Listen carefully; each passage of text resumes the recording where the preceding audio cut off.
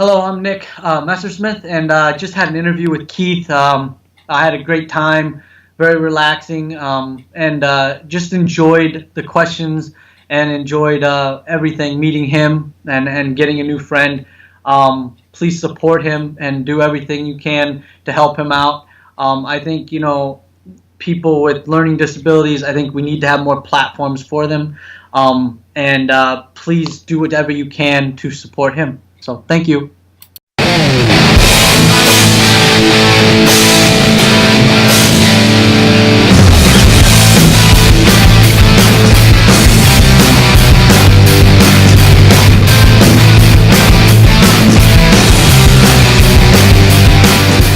Welcome to the KeithAndrewNetwork.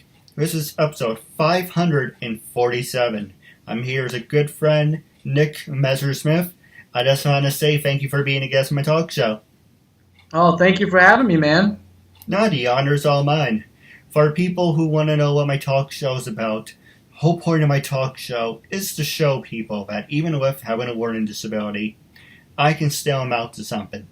And at the same time, I'm able to turn myself into an example for people out there dealing with any types of learning disabilities and disabilities to never give up and prove people wrong. Prove to them that labels do not dictate who you are and who you're going to be. It's to prove to them it's them out to something. So hashtag break the labels.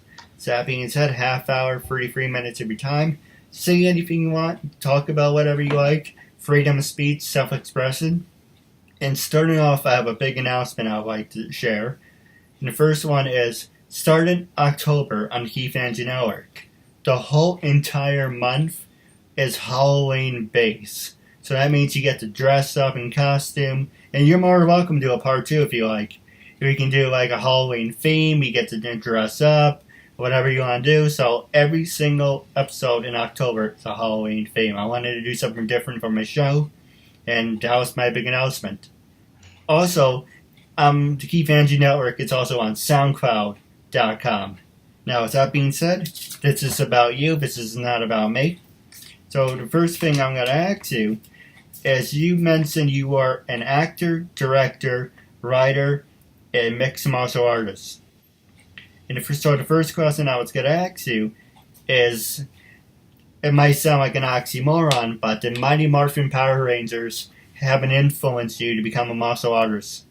It was funny because I was born in Korea, and then I was adopted by Americans, and so my parents would always tell you, and they'll be the first ones to tell you, that they're the whitest people in the world, and they had no idea about Asian culture or Korean culture especially.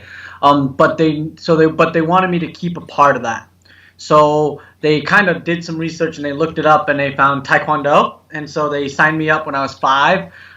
So there wasn't really a big influence because I was kind of just forced into it. I started doing it at 5, but as I grew up, I really enjoyed Power Rangers. I enjoyed Ninja Turtles. I enjoyed those shows because I related more to those characters because I understood kind of the training that they went through, the mental aspect of all that. So, I do know people who the Power Rangers influenced them, but for me it was kind of the opposite. I was kind of I don't want to say forced into it, but my parents made me do it, and then I just ended up liking it and loving it and then progressing with it. So. No, absolutely. And on that subject, are you a fan of Dragon Ball Z? Yes, I am a fan of Dragon Ball Z. I haven't watched a lot of it lately. It's one of those things, but yes, I do. I was actually going to be filming with a director. He was making a Dragon Ball fan film, and so I was going to play Goku for a little bit. But I haven't heard from him in a while. So, but I would say I'm a fan of Dragon Ball. No, it's one of the best animes. It is. I like that and Naruto, and I like Bleach. I like a lot of anime. Haven't got to watch as many as I'd like to though. So. No, absolutely. And you have Street Fighter. You have Yu Yu Hakusho. I can see the guy. I can't think of the name. He wears a green jumpsuit. He has black hair. Well, it was kind of like green and he has like the spirit gun with his finger. Yeah, You know I what I'm know who talking about. I do. I do know who you're talking about. Yes, yes. Oh my gosh, I haven't. That's an old school reference. I haven't pictured that in a long time. Now, the next question I was going to ask you is, how many years have you been a martial artist, and what was your favorite thing? Did you ever go for any title belts? So I've done it since I was 5. I'm 33 now, so that's like 28 years of training and being a student and teaching now. And titles, I never really went in. I never really went for any titles. I did go. My biggest dream when I was growing up was to go to the and fight at the college level. So that's what I did. I trained through high school to get ready, and then I joined a team. I joined the college team here. Joined Iowa State University's Taekwondo program because they had a really good program at the time. And then right after I joined their program, I went to Korea and I trained over there for a while. And then when I got back, I enrolled at the University of Iowa, which was the opposite school, and I went there for film school. So I transferred there, and I competed for their team as well. So I competed for 2 different teams, and the closest thing I ever got to like winning a major title was I got second place in my weight division at National Collegiate Championship. So that's as close as I've gotten to winning like a title or anything. So. But I did a lot of training and working out and trying to get there, I kind of was at that age where I kind of missed out on the Olympic kind of push for it because I was a little too old at the time that it started to become popular. So I had already retired from sparring or fighting, I guess, at that time, and I was coaching and teaching at that time. So. Oh, nice. So you would say you're an inspiration to young people. I would hope so. I don't like to say that too much. I hope that they would. I would hope that they would like to, keep pursuing their dreams and pursuing what they want to do. So if I can be, then yes, I'm glad to be. But I wouldn't say I am. I haven't ever had any little kids come and tell me that they inspire to be me yet. So maybe someday. So we'll see. Well, we're in the same boat. Recently I was rodin. I can't even speak. Well, when I don't do my interviews, my disability shows more, if it's obvious. So recently I was written about in the Orange County paper, and she said to me, I said to her, I reached out to like the Times Herald Record and the Post, and then they all turned me down. What grabbed your attention for you to interview me? And oxymoron on my part, because she told me the reason is because of her sister. Her sister, and she passed away at the age of 13, and she had an inspirational story. So after actually knowing the answer, I kind of had a brain fart and reacted to what made he say yes. He said, I did it out of respect for my sister. And so I'm like, okay. Well, your sister's more of an inspiration than I am. And she laughed, like, no, you've been doing this for 5.5 years. I think you are an inspiration. You're a work in progress. But same thing with you. I never had anyone walk up to me and like, I saw your show. It sucks. But I think you're doing a good thing. But you got give it time, hopefully, for both of us. We have people walk over. Sure. I definitely hope so someday. Maybe if my career takes off more or something like that, maybe they will, So we'll see. Now, what is your idea about... I think it's a great idea because you have WWE, you have, the football, and there's the NFL. They all have their major sports. But why not combine MMA, UFC, wrestling, all of them, combine all of them, and make the World Martial Arts competition, just like during Mosaic. And the winner will be, like, I don't know, Mr. Satan. He says he's the world's greatest fighter. Do you think that's a good idea, or do you think that's too cartoony? It's really hard to say. I think in the Western world, in America, we're very fascinated with who's the best, and what's the best, and who can be the best. I think if you're a true martial artist, um, you don't care if you're the best or not, and if as long as you're the best in your heart and in your mind, then you're okay. The UFC, when it came around, it was already that, because you had fighters in different styles. You had some guy that did wrestling, some guy that did boxing, some guy that did jiu-jitsu or something like that. And then they would come in the early days of UFC. Then they would fight each other, and they would see who the ultimate winner is. As it became more popular, everyone started learning, well, hey, I need to learn not just boxing, but I also need to learn jiu-jitsu, and I need to also learn how to kick, and I need to learn how to do this, and I need to learn how to do that. So then they started already combining them. So technically already you could say they're kind of already combined, and UFC kind of unifies them all. And then they just kind of see who can implement them the best, and carry them out. But mixed martial arts, I think, is a lot different than traditional martial arts, in the fact that mixed martial arts, you train to fight, you train in certain techniques to win. Where traditional martial arts, we train from the very basics. We work on the same thing over and over and over, and then once you get to a certain part, then in traditional martial arts it becomes mental. You know, you spend probably the first 8 years doing the physical, the external martial arts, and learning everything you need to know, punching, kicking, all that kind of stuff. And then after that, you start learning the internal martial arts and what it means to be that inside, and what it means to do that inside. So, when you watch films and you see guys on there, a lot of those guys are true. Some of them are true masters, and they train and they do that, and they understand. And here, they're internally, they're training in the internal martial arts. Some of them only strictly do external, but some of the ones that do internal, I think, are the true martial artists. So. No, absolutely. My last two questions for you, then we can go to another subject, is do you think if you had a best sparring partner, that brings out the best in you? And who were some of your favorite people that you ever beat the crap out of? Not if I say you're looking for a fight, but during a competition. I do. I did a lot of competition when I was in high school and college.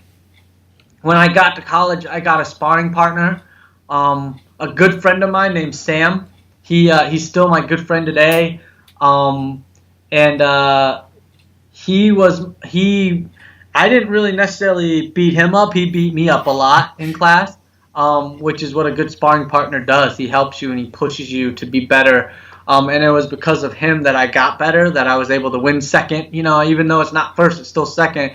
It was still good for me. So, it was good that that he was there to help me with that. So I'd say he's probably one of my favorite one. Another one was another friend of mine named Stevie. He was also another Korean adoptee, just like me, who'd done Taekwondo, kind of same situation as I did. And he also pushed me a lot. He was another sparring partner of mine in my later years, and he really, really pushed me. He beat me up a lot too, and everything. So I think those two guys are probably my two favorite sparring partners.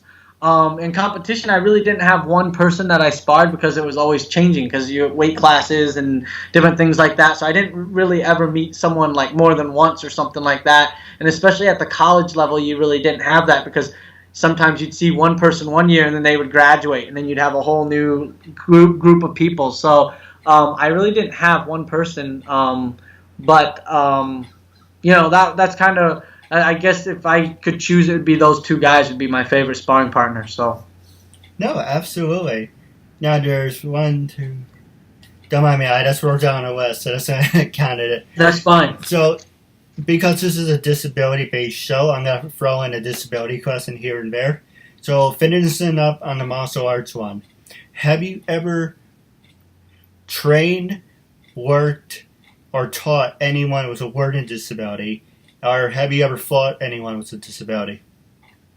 Yeah, so I have a few schools around the area that I teach at, and or that I run, and I do have some students that have learning disabilities, and from it range from everything, really. So yeah, I've taught a lot of kids with learning disabilities, even physical disabilities and everything. I think that's the thing about the martial arts. I think that is good is that it's for everybody. It really isn't, it really isn't just for certain people or a group of people or anything like that. You could come in with no arms and still do well in the martial arts because Taekwondo is all kicking. Yeah. So as long you can use your legs, and people that have learning disabilities have really excelled in Taekwondo because it's a lot about focus and concentration, and you teach, and some people really like to learn. So when you teach them some fun things, when you teach them how to take someone down with one finger, that people watch you and listen, and people with learning disabilities, all it is they just learn a different way. That's the only difference, So, some people are very visual, and so they can get it right away. Sometimes people with learning disabilities, I find out, learn faster than some of my other students that don't have one, just because maybe they're more visual, more of a visual learner than they are, a book learner or a word learner or anything like that. So, yeah, I've taught several students like that. Never really fought anyone like that, especially because I did a lot of high school and college fighting, not when I was a kid. When I was a younger kid, I remember there were kids that competed that had learning disabilities, but I never sparred them. And then as you get to high school and college, they have their own separate division and stuff like that, just because it's such a high impact sport that you don't want anyone to get hurt and knocked out or anything like that. So they kind of have their own division. But I have students that have learning disabilities. They like to go in the normal classes, and they do well. They do very, very well. So, you can do anything, and, they focus and have a lot of heart and put their best foot forward, and they usually do pretty well. So. No, absolutely. And if you're up for it, I would like to be one of your students. Yeah, for sure, A lot of people say I need an ass kicking. Definitely. And whenever, if I'm ever in town or whatever, we're close by sometime, I'll stop by. I'll give you a couple lessons or something. So. And in return, I will buy you lunch. See how may I help you? Okay, for sure. Now, the next question I was going to ask you, actually, next subject I was going to ask you, is you are an actor, director, and writer. Mm-hmm. After doing mixed martial arts, how did you make the transition, or did you do acting, directing, writing first? So when I was in high school and I was trying to figure out what I wanted to do, I knew at one point that I wanted to teach. I wanted to teach martial arts to other people so that they could learn like I did. So when you do that, it's very hard because if you don't have a lot of students at first, you're very poor. So my family always said, well, you need to have something you can fall back upon, something that you can do during the day, and then at night you can teach, and then once you get a lot of students and you get that popularity, then you'll make the money.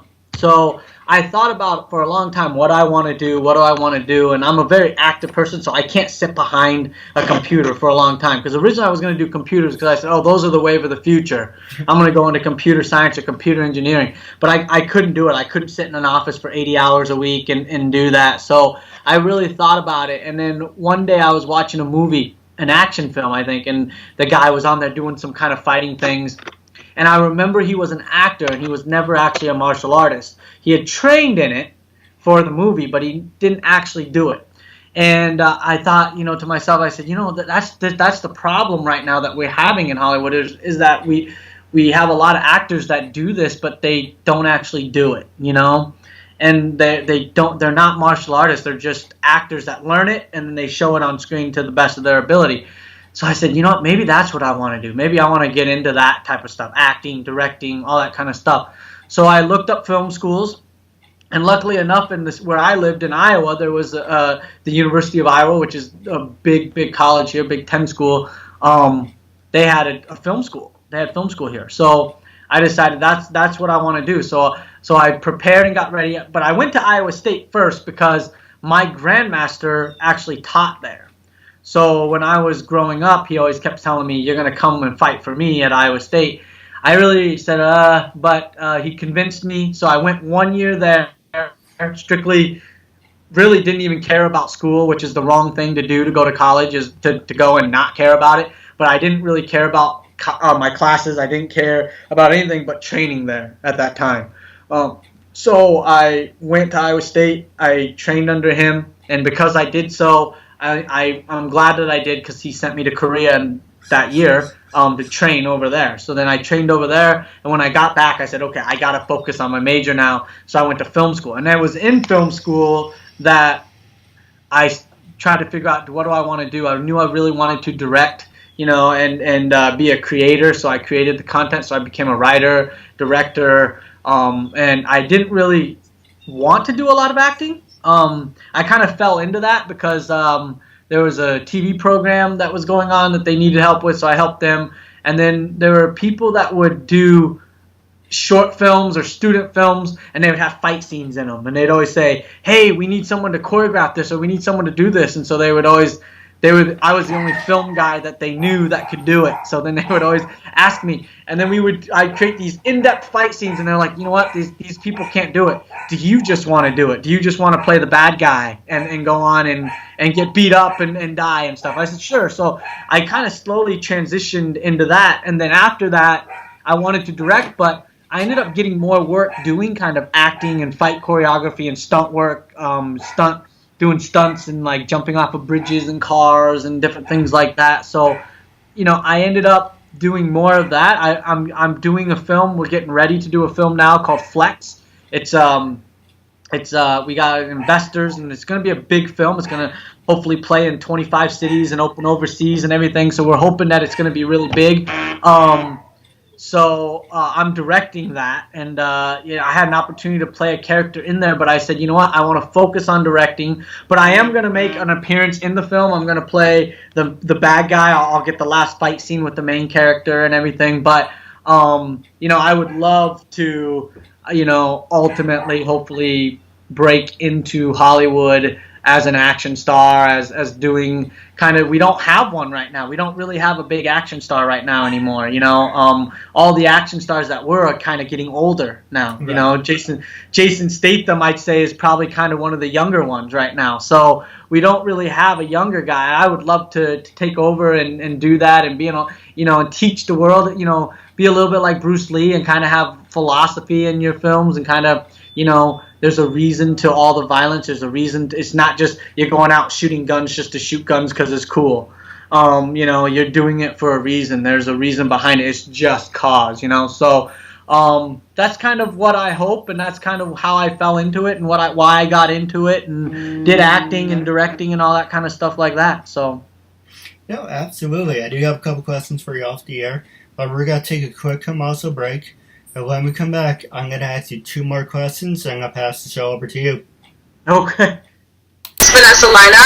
Adrian Lilo. Allie Heigl. Cynthia Bastinet. I'm Sonia Fisher. This is Shane Smith. My name is Alexandra Bowie. My name is Amelia Clover. Hi, I'm Amy Linden. Hi, I'm Anita Nicole Brown. Meg Green. Hi, my name is Asata Caldwell. Hi, everybody, I'm Brooke. Hi, I'm Brynberg. Hi, I'm Casey Dunn. Hi, it's Cassandra Kavinsky. Hi, I'm Christina Briza. I'm Cindy Hogan. I'm Courtney Sinella. Hi, I'm Daisy. My name is Deborah Jane East. Hi, my name is Danielle Marcia. Everyone, I'm Victoria London. Hi, I'm Heather Crona. Hi, I'm Heather Callahan Stevens. Hi, I'm Jay Nicole Ralph. My name is Jamie Patrell. My name is Turi. My name is Julia Brankovich. Kathleen Wills. Kimberly Amato. Hi, my name is Laura Putton. Hi, I'm Laura Chapanis. Hi, everyone. I'm Melissa Damas. This is Michelle Mupo, a.k.a. Fuchsia. I'm Rachel Olivera. Hi, my name is Sarah Joy Mount. Hi, I'm Susan Winder. Hi, everyone. This is Venus Leone. Hi, I'm Cheryl Tana. Hi, I'm Stephanie Herrera, and I was just on the Keith Andrew Network. It was tons of fun. We used up all our time and then some. I really recommend this show, and try to be a guest on Keith's show. It was super.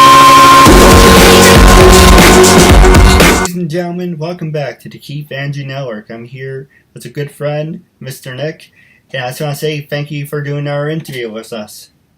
Yeah, no problem, man. I appreciate it. Thank you. No, absolutely. Now, the last two questions I want to ask you is social media. Can social media make you or break you? That's one.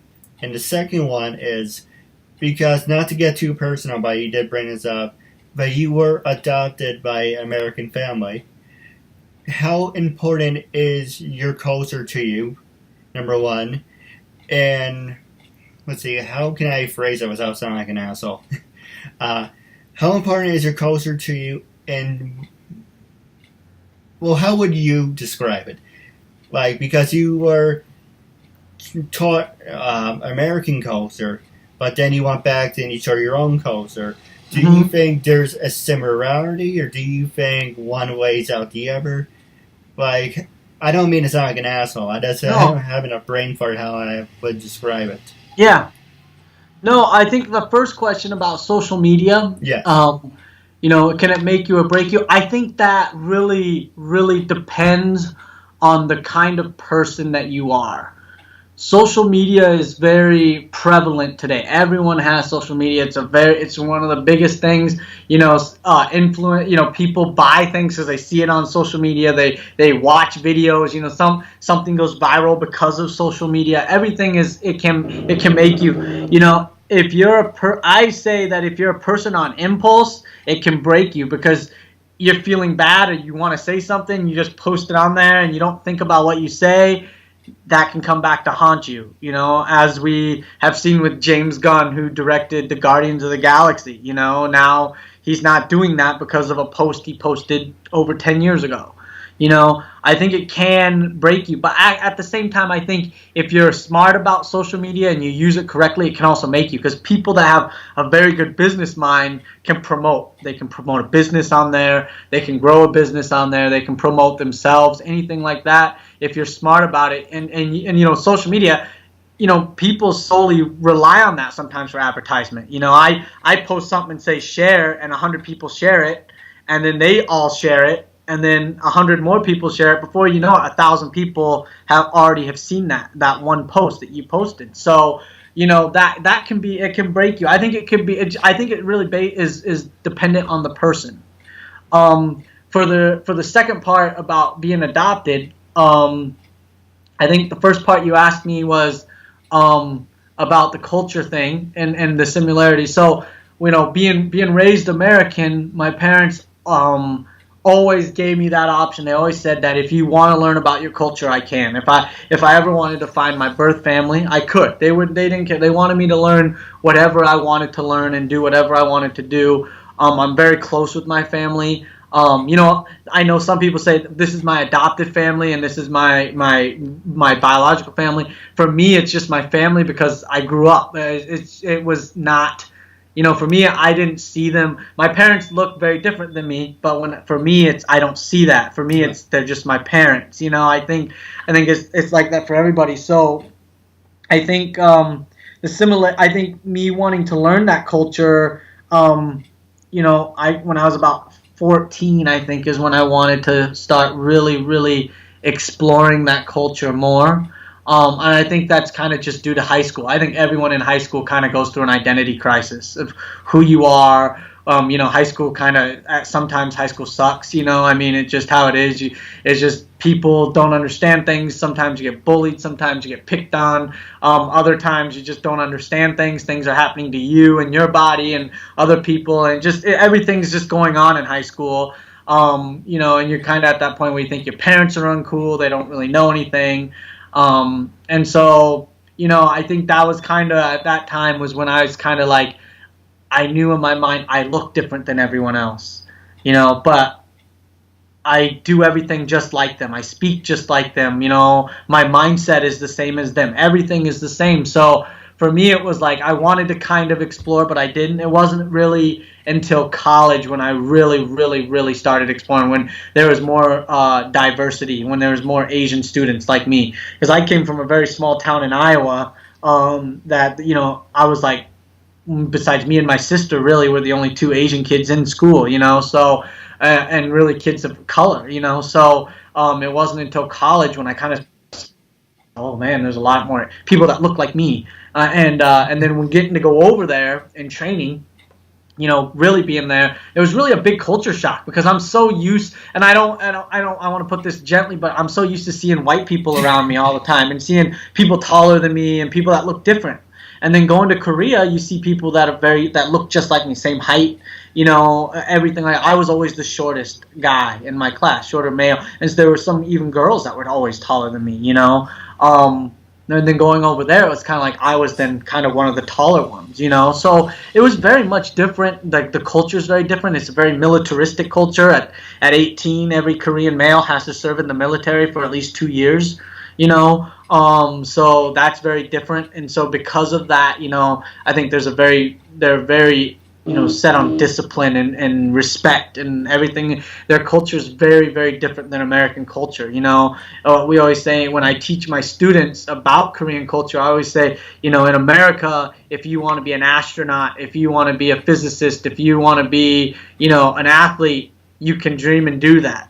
And over there in Korea, essentially, you're going to be whatever your parents want you to be. If they say you're going to go be a doctor, you're going to be a doctor. If your parents want you to be a lawyer, you're going to be a lawyer. You know, I mean, so that's kind of the difference in our cultures and everything. But I try to blend those two cultures together when I teach and with the way I live. You know, I'm very proud of my heritage and very proud of my culture, but at the same time, I also loved growing. I'm so glad I grew up in America, and I got the opportunities that I did, you know, and everything else. So, you know, but I just look different than everyone else, unfortunately. You know, that's just the way it is. So, yeah, you know, I think you know, the culture thing for me, it wasn't an issue for me. I just kind of learned it and picked it up, and my parents didn't really care, and they supported it, and you know, and then that was also an inspiration to get into film, was more Asian representation in film, you know.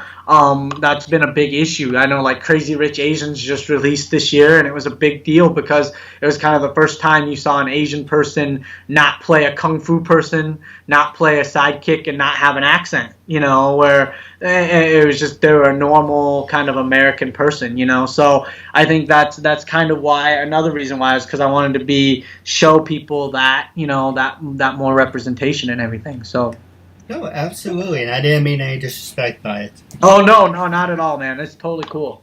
And what is your opinion about the criticism? Because I saw the trailer for Crazy Rich Asian. I wanted to see it, and I didn't see it yet. But there's a lot of criticism because there's one girl in there that acts black. Do you think that's stereotyping, or do you think... Because a lot of people like to be politically correct. I really don't give a shit. If it's funny, if you're having fun with it, just go with it. But in this generation, if you sneeze the wrong way, if you fart the wrong way, you're gonna offend someone. What is your opinion? You know, I think, you know, there's a lot of criticism. I think anything new is always going to get criticism. You know, a lot of people said Henry Goulding, who plays the main actor in that, he's half Asian, you know, and he's 6'1" and very tall, and most Asian men are 5'7" or 5'5" to 5'9", you know. So for him to be portrayed, it was a criticism on some Asian males saying, well, why couldn't you get someone that looks like most Asian males? Because he doesn't look like most Asian males. They're not, you know, mixed, good, you know, he's a very good-looking guy, very tall, kind of what the typical American thinks about, you know. So that was very untypical too. So I know that, you know, for in the Asian community, that could be some criticism. I think with Awkwafina, I think she was the actress that portrayed that. I think for people that don't know, and see, I think that's also the reason why Asian culture needs to be more prevalent, because I think for Asian people we knew, but for other people that didn't know who she was, that's how she really is. She grew up, you know. she grew up that way, and stuff like that, and that's just her normal way of talking. It's the way she acts. It's just how she is. It wasn't that she was portraying that. She wasn't trying to be cool like that or anything like that. It's just the way Awkwafina is. She's a very nice lady, but she has that kind of attitude and stuff like that, And I think in the Asian community, we know who she is. She's a very popular amongst the Asian community, so we kind of knew, like, oh yeah, that'll be funny, and that's how she acts. I think for other people, they looked at it as, oh, they're trying to portray. She's trying to portray that. But if you actually know who she is, you'd say, oh, because I think if they knew, it's the same thing as if you know a white person that grows up in the hood and they act like that. You say, oh, well, he grew up the same way. He's not acting. It's just the way he was raised. It was the same way that she was raised, I guess, you could say. So, I don't know. I think, like I said, there's always going to be criticism in anything that you do, and you can't satisfy everybody. You can try and satisfy this person, this person, this person, this person, this person, and there's still going to be people that said, oh, you offended this person, or you did this, or you did this, or you did this. So, I think that's just comes with the territory. I think it just, you're always going to meet resistance. You're always going to have that, and that's always going to happen. So, no, I agree, and I am guilty of I was gonna say I'm guilty acting black, but let me rephrase that. Is when John Cena and Eminem came out, white guys acting black. So yeah, I acted like that. During my sophomore year and junior year, I walked around with a chain around my neck. I had the jersey, and I never had the pants or anything, but I had the jersey and the hat sideways because I thought it was cool and everything. But if you see it on TV, you will be influenced by it. Yes, I agree. I think that and I think that's kind of the push for more representation for Asians is because I think that if you see more on TV, people will be used to it more, and therefore we'll get more roles. People will enjoy it more. So I don't know. We'll see what kind of 2018, the rest of 2018, and the next few years brings. I think it's slowly moving towards there.